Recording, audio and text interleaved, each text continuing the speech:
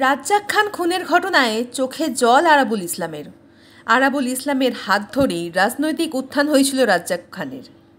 পরে শওকত মোল্লার দায়িত্ব পাওয়ার পর রাজ্জাক খান শিবির বদল করলেও কোনো রকম ভালোবাসায় ভাটা পড়েনি। তারই প্রমাণ দিলেন আরাবুল ইসলাম। রাজ্জাক খান সম্পর্কে কথা বলতে গিয়ে চোখে জল চলে এলো আরাবুল ইসলামের। ইচ্ছা থাকলেও কোর্টের নির্দেশ এবং রাজনৈতিক পরিস্থিতির কারণে তিনি রাজ্জাক খানের পরিবারের সঙ্গে গিয়ে দেখা করতে পারেননি। তবে রাজ্জাক খানের পরিবারের পাশে সর্বক্ষণ তিনি থাকবেন বলেই জানিয়েছেন। 2018 সাল থেকে টানা আমার সাথে রাজ্জাক ছিল। যখন আমি যখন আমার ওই মার্ডার কেসটা আমি জেল খাটি, সেই সময়টা রাজ্জাক শওকত মোল্লার সাথে চলে যায়। এমন দিন ছিল না যে রাজ্জাককে নিয়ে আমি কোনোদিন দুপুরে একা খেয়েছি। রাজ্জাক আমার সাথে প্রতিদিন প্রতিনিয়ত দুপুরবেলা যা ভাত আনতো আমরা দুই ভাই খেতাম। এটা ভাঙড়ের প্রতিটা মানুষ জানে, তারা বিডিও অফিসে পঞ্চায়েত সমিতিতে গেছে, তারা জানে রাজ্জাক আমার অত্যন্ত প্রিয় ছিল। আজকে আমার সব থেকে বেদনা, সব থেকে দুঃখ, আমি কাল রাত থেকে কেঁদেছি যে রাজ্জাক সে যার সাথেই যেতে পারে, সে দলের একজন সৈনিক, আজকে সে খুন হয়েছে, নৃশংসভাবে খুন হয়েছে। এই খুন বাংলায় দেখা যায় না। শুনেছি 5টা গুলি করা হয়েছে, তারপরে তার গলা কেটে দেওয়া হয়েছে। আমি তার ফ্যামিলির প্রতি সহানুভূতি জানাই, কিন্তু এই দুর্ভাগ্য আজকে দূর সময়, একটা কঠিন সময় আমি মনে করি যে এই সময়টায় রাজ্জাকের মতন ছেলে খুন হওয়া পার্টির কাছে আর দুর্ভাগ্য কিছু নেই। কিন্তু আমি বলবো যারা খুন করেছে, যারা দোষী, তাদের অবিলম্বে অ্যারেস্ট করে দৃষ্টান্তমূলক শাস্তির দাবি করছি আমি প্রশাসনের কাছে। কলকাতা পুলিশ যথেষ্টভাবে তারা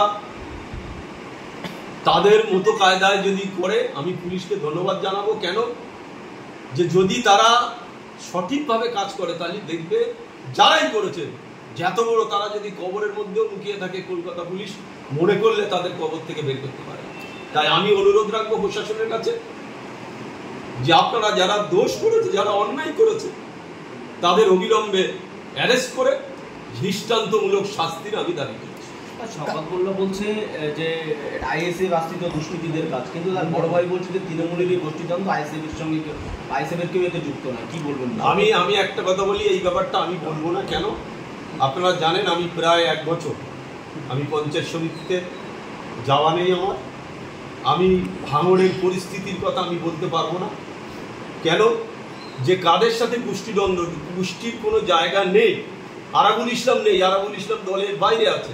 তাহলে এখানে গোষ্ঠী কোন্দল কিভাবে হলো সেটা আমি একবারও বলবো না যে গোষ্ঠী কোন্দলের ব্যাপার আছে। যদি লোকালের ব্যাপার থাকে সেটা লোকালের মানুষ বুঝতে পারবে। কিন্তু আমি একদম চ্যালেঞ্জ করে বলছি, যারাই খুন করেছে এই খুনটা মেনে নেওয়া যায় না। নৃশংসভাবে খুন, শুধু নৃশংস বললে ভুল হবে। গুলি করার পরে আমি যেটা শুনেছি যে বাইকে তাকে নামানো হয়েছে, নামিয়ে পরপর 5টা গুলি করা হয়েছে। তারপরেও তারা সন্দেহ করেছে যে যদি বেঁচে যায় রাজ্জাকের শরীর মোটাসোটা, তারপরে তার গলা পর্যন্ত কেটে দেওয়া হয়েছে। এই খুনটা কি আপনারা মিডিয়ার লোক বলুন মেনে নেওয়া যায় এই খুনটা?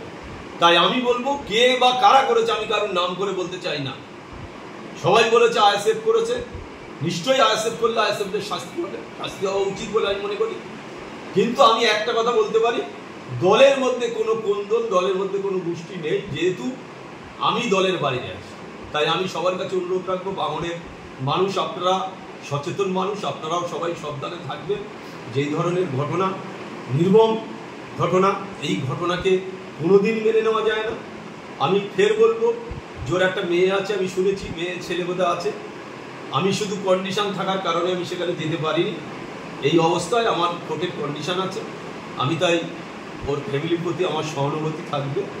আমি নিশ্চয়ই আমার কন্ডিশন কেটে গেলে আমি নিশ্চয়ই ওদের সাথে ওদের বাড়ি যাবো, যোগাযোগ করব। যে এই ধরনের একটা রাজ্জাকের মতন ছেলে চলে যাওয়া দলের ক্ষতি। আমি শুনেছি তাকে দলের নাকি অঞ্চলের দায়িত্ব দেওয়া হয়েছিল। যাই হোক, যেভাবেই হোক সে খুন হয়েছে, তার আত্মার শান্তি কামনা করি। আমি তার ফ্যামিলির প্রতি আমার সহানুভূতি আছে। এই যে আপনার একজন একসময়ের সাথী সঙ্গী, আপনি বললেন একসঙ্গে খেয়েছেন দুপুরবেলা প্রতিটা দিন, তাকে নির্মমভাবে খুন হতে হলো। কলকাতা পুলিশ এখানে মজুদ রয়েছে, আগে বেঙ্গল পুলিশ ছিল, এখন কলকাতা পুলিশ, তারপরে এই ঘটনা কি বলবেন? না, এখানে একটা ব্যাপার হচ্ছে, এক্ষুনি আমি একটা জিনিস জানি যে কলকাতা পুলিশ এরিয়াটা অনেক বড়।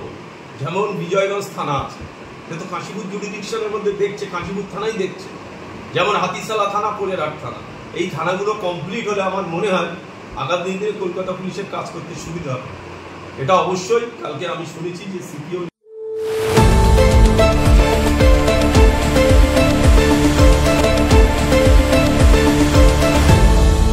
আপনারা দেখছেন এই বেলা বাংলা, শিরোনামে সবার আগে।